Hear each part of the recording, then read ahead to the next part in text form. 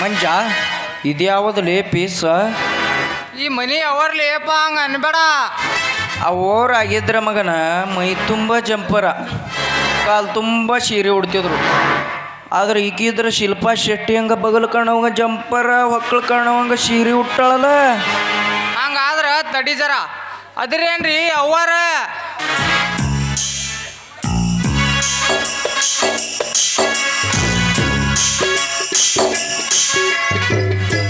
ಯಾಕೆ ನಿಮಗೆ ಹೇಗೆ ಕಾಣ್ತಾ ಇದ್ದೀನಿ ನಾನು?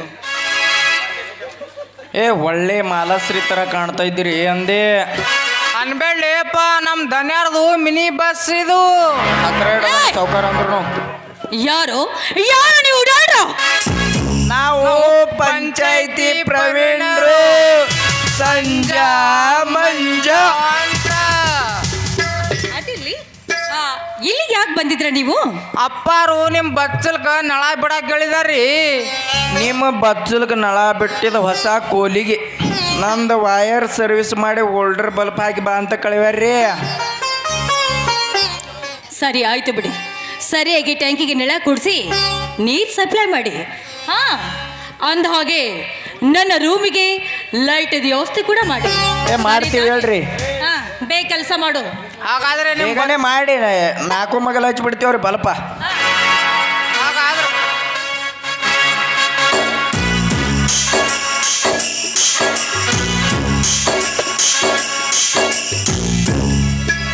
ಅಂತೂ ಆ ರವಿ ವರ್ಮನ ಪ್ಲಾನು ತುಂಬಾ ಚೆನ್ನಾಗಿದೆ. ಅವರು ಹೇಳಿದ ಹಾಗೆ ನನ್ನ ಕೆಲಸದ ಕಾರ್ಯ ಕೂಡ ನಡೀತಾ ಇದೆ.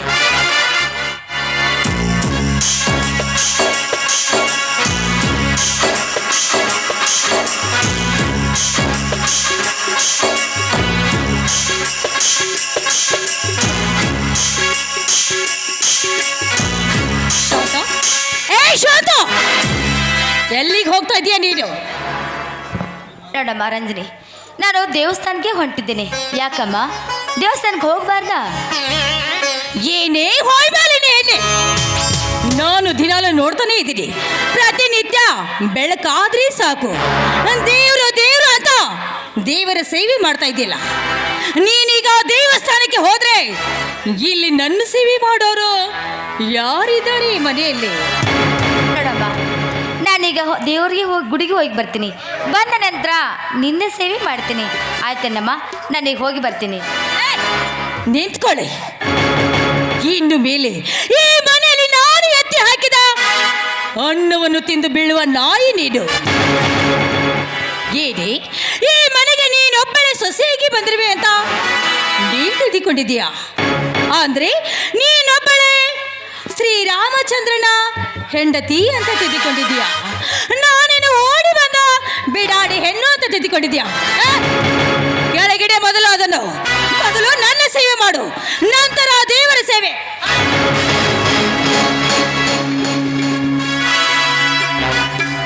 ಅಯ್ಯೋ ಮಹೇಶ, ಏನಪ್ಪ ಇದು ನೀನೆ? ನಾನು ನಿನ್ನ ಸೇವೆ ಮಾಡಬೇಕು, ನಿನ್ನ ನೋಡಲು ಬರಬೇಕೆಂದು ಎಷ್ಟೊಂದು ಆತುರದಲ್ಲಿರುವಾಗ ನನ್ನ ಹಣೆ ಬರದಲ್ಲಿ ಆ ಬ್ರಹ್ಮ ಹೀಗೆ ಬರೆದಿರುವಾಗ ಯಾರು ತಪ್ಪಿಸಲು ಸಾಧ್ಯವಿಲ್ಲ. ಆಯ್ತಮ್ಮ, ನಾನು ನಿನ್ನ ಸೇವೆನೇ ಮಾಡ್ತೀನಿ. ಆಯ್ತಾ? ಸುಮ್ಮನೆ ಕಂಡಿದ್ದೀನಿ. ನನ್ನ ಪಾದದ ಹೊರತು ನಿನಗೆ ಯಾವುದೂ ಇಲ್ಲ.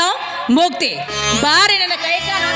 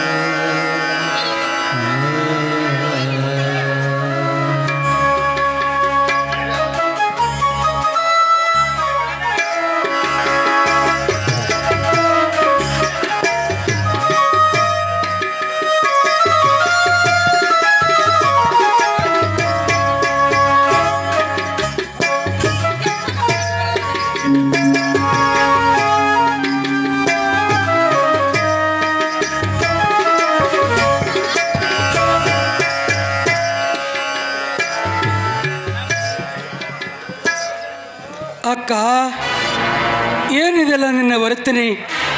ಈ ಮನೆಯ ಧರ್ಮ ದೇವತೆ ಆದ ನೀರು ಈ ಸೂಳೆಯ ಕಾಲಿಡುವುದೇ?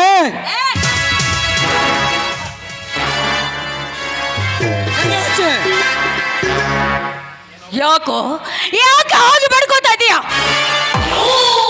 ಶಾಂತ ಏನ್ ಮಾಡ್ತಾ ಇದ್ದ ಅಂತ ಕಣ್ಣಿಗೆ ಕಾಣೋದಿಲ್ವೇ ನಿನಗೆ? ನಾನು ಈ ಮನೆಯ ಯಜಮಾನ್ರಾಳಿಯ.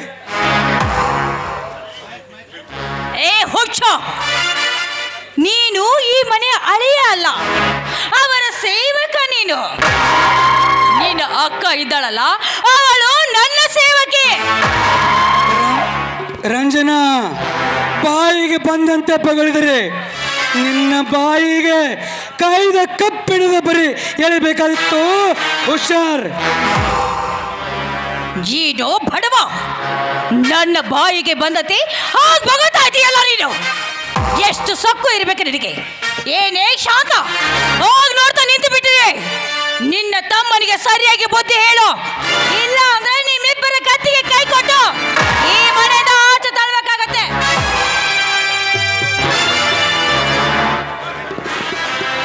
ಬೇಡಮ್ಮ ರಂಜನಿ, ಬೇಡ. ನನ್ನ ತಮ್ಮನಿಗೆ ನಾನು ತಿದ್ದಿ ಬುದ್ಧಿ ಹೇಳ್ತೀನಿ, ಆದರೆ ಮನೆ ಬಿಟ್ಟು ಹೋಗಂತ ಮಾತ್ರ ಹೇಳ್ಬೇಡಮ್ಮ. ನೋಡುತ್ತಮ್ಮ, ಅವಳಿಗೇನು ಮಾತಾಡ್ಬೇಡಪ್ಪ. ಅವಳಿಗೆ ಹೇಳಿದಂತೆ ಕೆಲಸ ಮಾಡೋದು ಕರ್ತವ್ಯ ನಮ್ಮದಪ್ಪ. ಆ ದೇವರು ನಮ್ಮ ಹಣೆ ಬರದಲ್ಲಿ ಹೀಗೆ ಬರೆದಿರುವಾಗ ಅದನ್ನು ಯಾರು ತಪ್ಪಿಸಲು ಸಾಧ್ಯ ಇಲ್ಲ ತಮ್ಮ, ಸಾಧ್ಯವೇ ಇಲ್ಲ. ಅಕ್ಕ, ನಿನ್ನ ಮಾತು ಸರಿಯಲ್ಲ.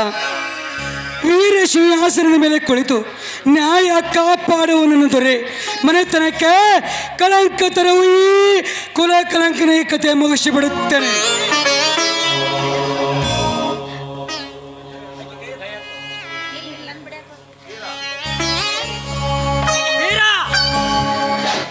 ನೀನು ಯಾರ ಮೇಲೆ ಕೈ ಮಾಡ್ತೀಯ ಅಂತ ಚೆನ್ನಾಗಿ ಯೋಚನೆ ಮಾಡು. ಇವಳು ನನ್ನ ಧರ್ಮ ಪತ್ನಿ. ಹಾಗಾದರೆ ಈ ನನ್ನಕ್ಕ ದೇವಸ್ಥಾನಕ್ಕೆ ನಾನು ಹೋದಾಗ ನನ್ನ ರೂಪ ಯೌವನ ಸಿರಿತನದ ಲಾಲೇಸೆಗಾಗಿ ಮೆಚ್ಚಿ ಬಂದವಳಷ್ಟೇ.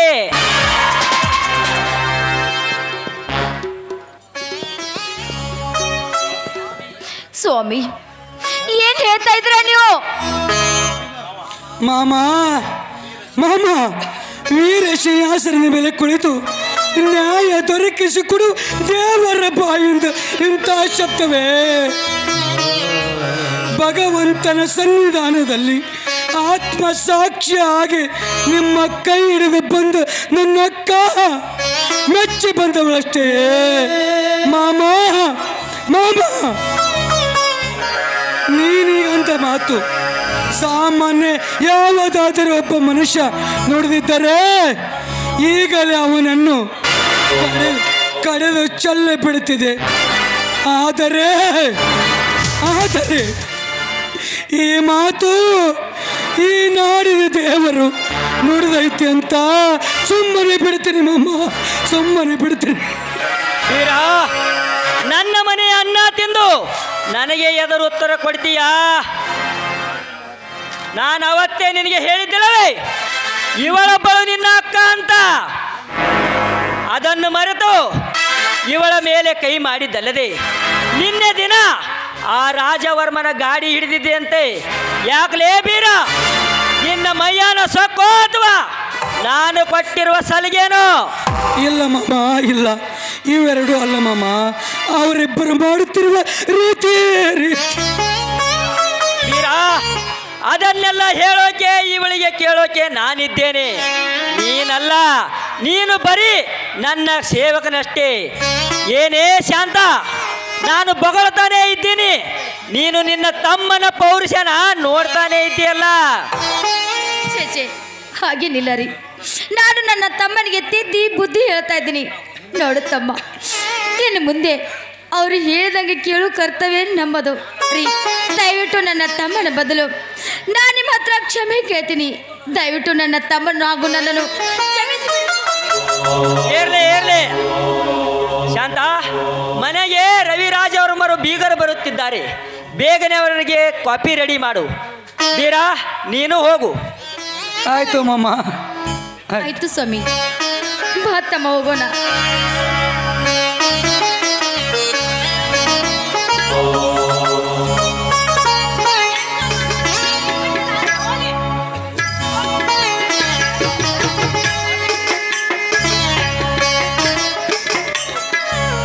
ಏನ್ರಿ, ತೋಟ ಹೊಲ ನನ್ನ ಹೆಸರಿಗೆ ಮಾಡಿ 10 ತೊಲಿ ಚಿನ್ನದ ತಾಳಿ ಮಾಡಿಸ್ತೀನಿ ಅಂತ ಹೇಳಿದ್ರಲ್ರಿ, ಎಲ್ರಿ ಇದೆ ತಾಳಿ? ರಂಜನ, ನೀನು ಸುಖವಾಗಿರ್ಬೇಕಂತ ಎಲ್ಲ ರೆಡಿ ಮಾಡಿ ತಂದಿದ್ದೀನಿ, ತೆಗೆದುಕೋ ಇದನ್ನ. ನಿಜವಾಗ್ಲು ನೀವು ನನ್ನ ಪಾಲಿನ ದೇವರು ರೀ. ನಿಮ್ಮನ್ನು ಕೈ ಹಿಡಿಬೇಕಾದ್ರೆ ಪೂರ್ವ ಜನ್ಮದಲ್ಲಿ ಪುಣ್ಯನೇ ಮಾಡಿರ್ಬೇಕು. ಎಲ್ಲಿ ಆ ತಾಳಿನ ನಿಮ್ಮ ಕೈಯಾರೆ ನೀವೇ ಹಾಕಿ ನನಗೆ.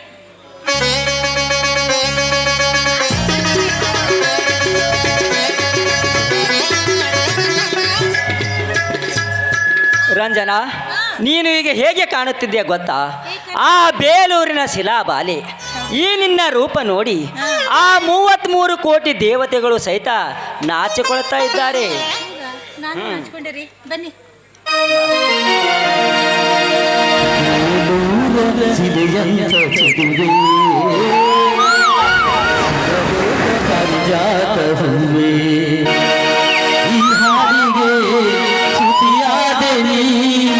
ನನ್ನ ಬಾಳಿಗೆ ಜೊತೆಯಾದೆ ನೀ, ಬಳಿಬಾರ ಶೃಂಗಾರ ಸಖಿಯೇ.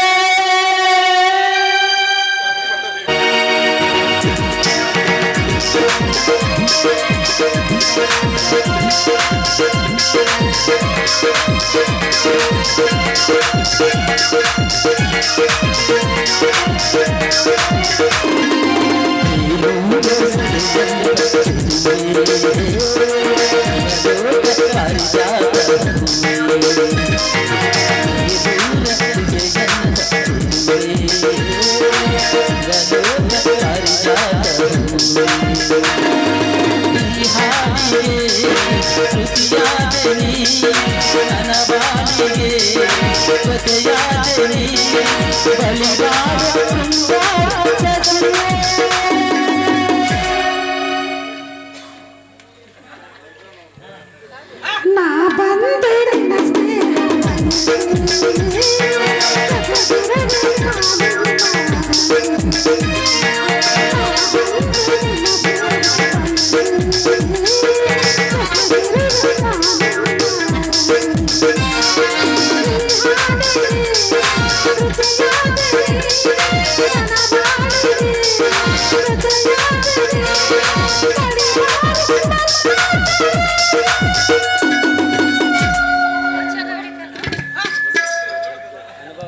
ಬೇಲೂರ